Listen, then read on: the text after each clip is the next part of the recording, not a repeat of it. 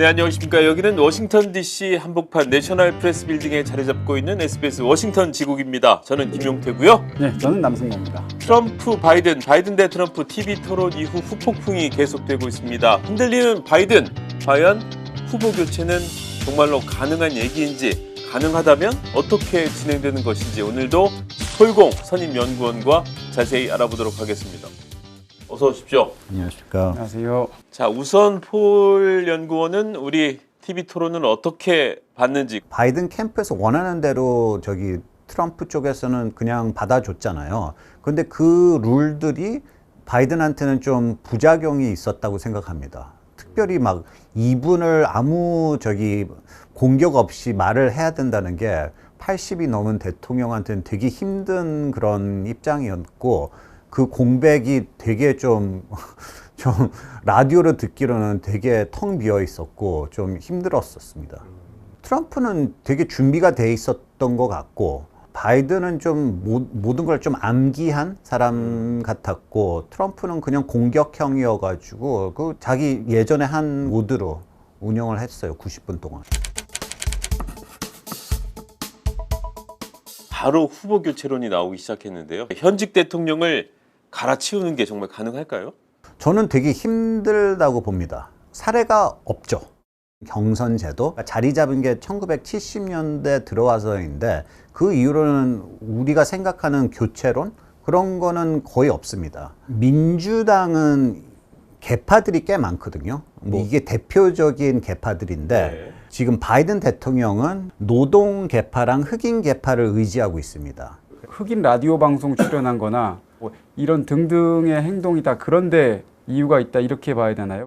출연하고, 그리고 일요일 날 필라델피아의 흑인 교회까지도 예배 보러 갔지 않습니까? 네네. 천주교 신자인 대통령이. 그게 다 이유가 있습니다. 이 흑인 계파가 자기를 2020년에도 대통령을 만들어준 계파라고 생각하고 있고, 흑인 표만 지금 안 흔들리고 있습니다. 왜냐하면은 8년 동안 오바마 대통령을 잘 지켜준 부통령으로 생각하고 있고, 또 카말라 해리스를 자기 부통령으로 모셨고, 그리고 흑인들한테 되게 대우를 잘해준다는 생각을 합니다. 의회 흑인 코커스라는 건 Congressional Black Caucus라고 거의 60명 가까이가 멤버인데 1971년에 결성했고, 리더가 하킴 제프리스 하원의원, 민주당 원내대표인데요. 사실상 리더는 이 짐 클라이번 의원입니다. 사우스캐롤라이나에.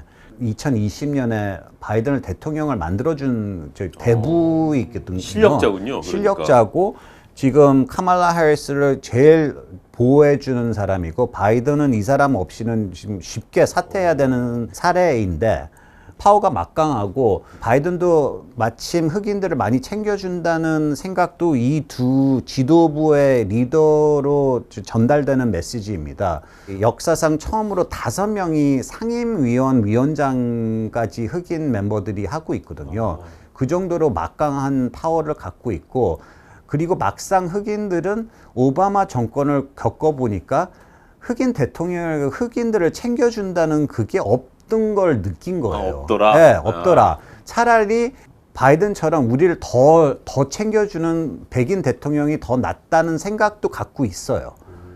지금 미국 총 유권자가 2억 4,600만 명이라고 생각하면은 3,600만 명, 14%가 흑인들이에요. 네. 흑인 표는 역사상 꾸준히 9대1로 민주당을 밀어주거든요. 아시아계하고 히스패닉 표는 2대1이에요. 그렇게 복잡한 민주당 계파들의 정치가 있습니다. 그런데 지금 그럼 왜 흑인 유권자들은 바이든 정부에 대해서 서운해하는 거죠? 코로나 바이러스 그 기간을 겪었잖아요. 정부 지원을 많이 받았다고 생각하는데, 바이든 들어서는 그게 이제 끊겨지는 바람에 예전보다는 우리는 많이 못 받았다라고 생각을 하고 있는데, 사실 따져보면은 바이든 정권은 1기 때는 진짜 많이 챙겨주긴 챙겨줬습니다. 흑인이 별로 받는 게 없다라는 약간 오해라고 봐야 되겠군요, 그러면. 그렇죠. 유권자 수로 따지면은 노동하고 임신 중지권이 숫자가 제일 많아요. 임시 중지권은 여성, 노동은 근로자들 표. 그러니까 인구수, 유권자 수로는 제일 큰 비율을 갖고 있죠. LGBTQ, 환경 쪽에서는 또 돈이 많이 나옵니다. 정치장을 많이 갖고 있는 사람이 이 두 계파들을 많이 지원을 해주거든요. 근데 이게 좀 특이하긴 하네요. 우리는 뭐 상도동계, 동교동계 이런 계파는 많이 들어봤는데 저렇게 이슈별로 계파가 나눠져 있는 건가요? 총기 규제 같은 거는 사실 이제 집단들보다는 이제 마이클 블룸버그 전 뉴욕시장 자금을 어마어마하게 대면서 이 사람이 이제 페이스가 된 거예요. 총기 규제 얼굴이 된 만큼 지도 리더가 된 거고. 저렇게 민주당은 많은 계파가 있는데 바이든 대통령은 흑인 계파를 꽉 쥐고 있으면 후보로서의 입지가 흔들리지 않는다 이렇게 보시는 거예요. 그렇죠. 그리고 사실은 경합주 지금 진짜 필요한 그 블루월이라고 하는 위스콘신, 미시간하고 펜실베이니아는 또 노동 계파가 되게 중요해요. 그 세 개 주를 이겨야지 대통령이 되는데 그렇죠. 노동 계파는 거기에서 또 핵심 역할을 할 겁니다. 그 자동차 노조 그 파업 집회할 때 참석했었잖아요. 그렇죠. 바이든이. 유나이티드 워커스라고 네, UAW라고 네. 노동의 핵심 집단인데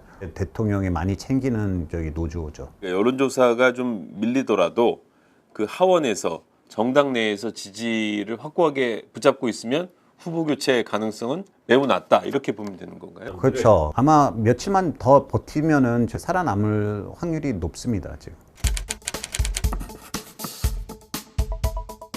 지금 3,900명 정도 되는 그 대의원들, 확보한 대의원들이 전당대회장에 가서 과반이 바이든은 안 되겠다 이렇게 해버리면 그러니까 물리적으로 바꾸는 게 불가능하진 않다라고 얘기를 하더라고요. 바이든이 반대하면은 힘듭니다. 대의원들은 무조건 지금 현재 상태로는 바이든은 전당대회에서 밀어줘야 합니다. 대의원들은 선거를 거쳐야 합니다. 대의원 뽑히면은 그 주 당에서 전당대회 보내면은 시키는 대로 해야 되긴 됩니다. 주에서 뽑은 그 사람을 밀어줘야 합니다. 주 경선에서 이긴 사람을 무조건 그럼요. 뽑게 돼 있다고. 바이든이 풀어주지 않은 한 너 알아서 대의원들은 뽑고 싶은 사람 뽑아라 하지 않은 한 전당대회에서는 그런 판세가 있을 수가 없습니다. 만약에 뭐 하원의원 전체가 반대한다. 그래도 밀어낼 방법이 없는 건가요? 대통령을 밀어낼 수는 있지만 후보로서는 밀어내기는 이 시점에서는 되게 힘듭니다. 네. 저 시나리오는 바이든이 어쨌든 형식적으로는 자진 사퇴했을 때 가능한 시나리오들이겠군요. 그렇죠. 5개가 있는데 그 전당대회 전 지금 이 시기 하고 전당대회는 거의 1하고 2는 거의 비슷합니다. 근데 그때는 이제 자진 사퇴하면은 다 대의원들이 전당대회에서 사실상 새 후보를 뽑을 수 있죠. 제일 간단한 시나리오. 제일 지금 현재로서는 민주당에서 당원들은 좀 바라는 그런 시나리오죠. 모인 김에 새 후보를 추대한다. 뭐 이런 느낌이군요. 그렇죠. 그때는 이제 진짜 아무도 모르죠. 누가 대통령 후보로 뽑을 수 있는지. 그리고 3번은 전당대회 후.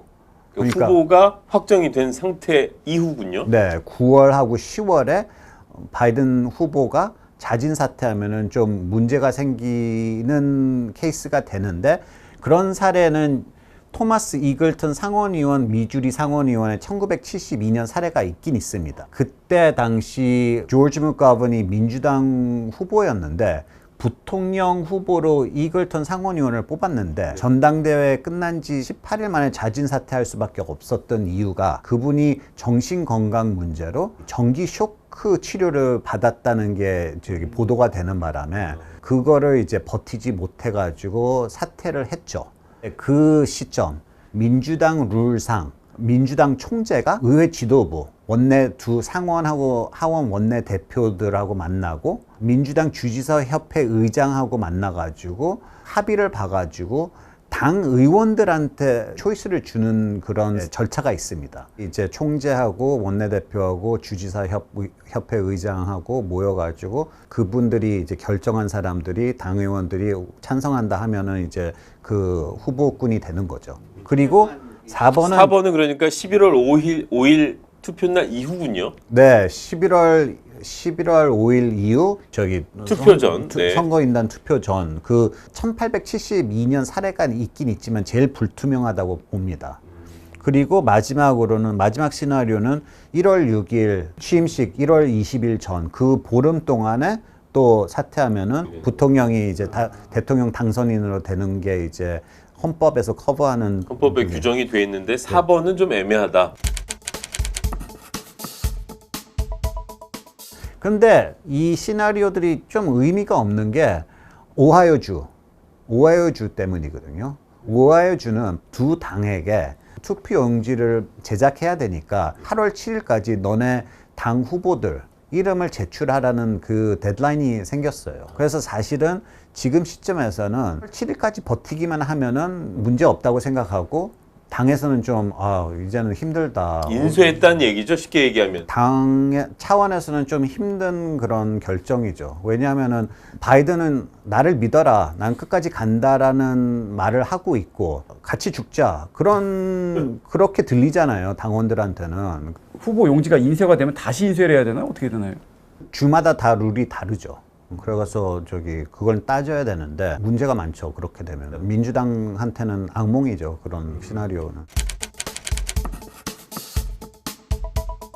바이든 대통령 대신에 다른 후보를 내세웠을 때는 과연 어떻게 되느냐, 이건 어떻게 보세요? 바이든 대통령이 사퇴하게 된다면은 후보군으로는 이 리스트가 있습니다. 뭐 카멜라 해리스 부통령도 있고 지금 거의 민주당 바이든의 대리인 역할을 열심히 하고 있는 캘리포니아 주지사님도 있고 그리고 또 미시간 주지사 2016년 민주당 후보였던 버니 샌더스 유일한 사회주의자인 상원의원도 있고 또 2020년 대선 민주당 후보로 출마하고 결국 바이든의 교통부 장관까지 한 피트 부티지 이분은 게이인 정치인이 있는데요. 사실 그 얘기가 나왔을 때 카멀라 해리스가 될 수밖에 없다 결국은. 첫 흑인 부통령이 있잖아요. 여성이고. 그리고 당원들은 좀 자신 없어 하죠. 지난 3년 반 동안 좀 잘한 것도 아니고. 그리고 여론조사 따져보면은 그렇게 트럼프를 이길 자신도 없고. 그래가지고 좀 흔들리고 있는데 민주당 아까 계파 정치를 따지면은 이 사람 교체하기는 되게 어렵습니다. 이를테면 백인 남자로 교체했다든지 아니면 다른 후보를 내세웠을 때는 큰일 나죠. 있는 표도 다 잃어버린다, 이런 그럼요. 말씀이시죠. 케빈 뉴섬 되게 인기 많은 캘리포니아 주지사로 교체한다면은 큰 민주당은 지는 거죠.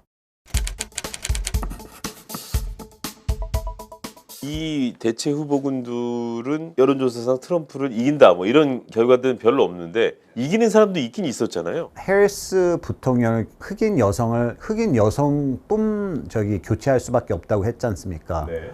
그런데 로이터 통신의 여론조사에 의하면은 미셸 오바마가 트럼프랑 붙으면은 11% 차이로 이깁니다. 비장의 카드가 있긴 있어요. 실버 블렛, 그러니까 은색 총알이라는 표현을 쓰는 모양이죠. 네, 구세주. 아, 우리의 세이비어.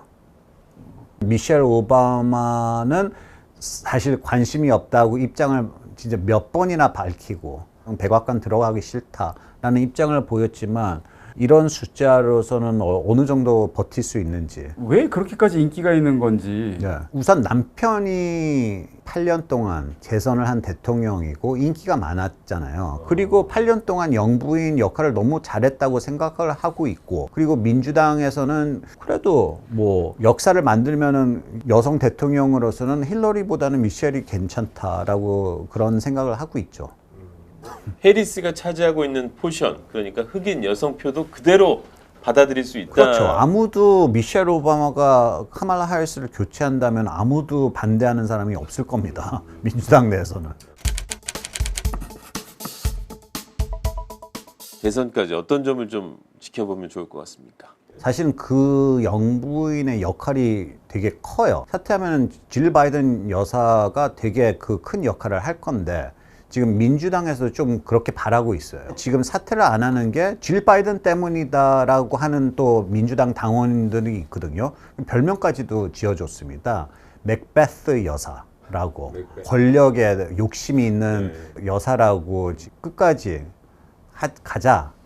할 건, 파트너로 가자 할 건지 아니면 남편을 설득해서 자진 사퇴할 건지는 질 바이든 여사의 몫이 크다고 생각합니다.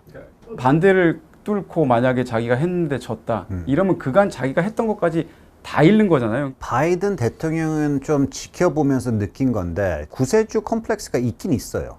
트럼프를 이긴 사람은 자기밖에 없잖아요, 사실은. 나밖에 없다. 다른 사람들은 아무도 못한다. 그런 생각이 있긴 있어가지고 그거를 못 벗어나는 것 같아요. 지난 4년 동안 힘들게 법안 통과시킨 것들이 그 레거시라는 게 없어지는데 사실은 트럼프 1기 때 오바마 레거시도 많이 지운 게 트럼프의 역할 중 하나였거든요. 그런 거를 생각하고 있지 않습니다. 지금 현재로서는. 제 생각으로는. 잘 들어봤습니다. 여기는 DC 오늘은 여기까지 하겠습니다. 고맙습니다.